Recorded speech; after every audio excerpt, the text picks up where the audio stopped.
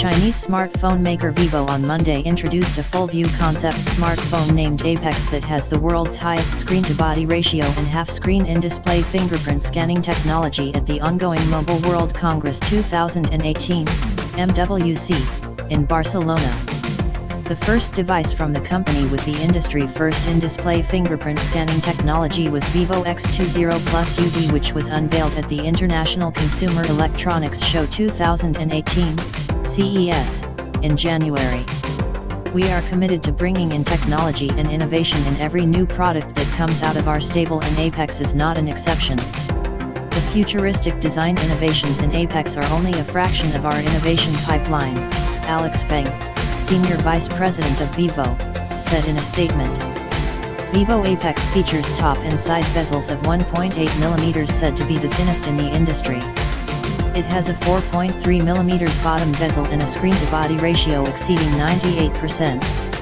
Microchips mounted directly to the flexible circuit board result in the staggering screen-to-body ratio, courtesy of a flexible OLED platform, Vivo said. The smartphone maker has fitted the world's first half-screen in-display fingerprint scanning technology in the Apex phone that lets the complete bottom half of the OLED screen recognize a fingerprint.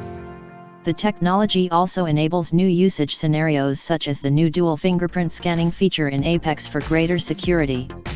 The concept device features an 8-megapixel elevating front camera that rises when required and retracts when not in use.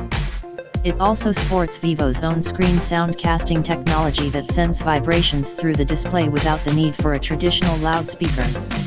The Vivo Apex also features a new system-in-package (SIP) technology to integrate the DAC and the 3 operational amplifiers together, reducing the need for circuit board space by nearly 60% compared to previous Vivo XPLAY6.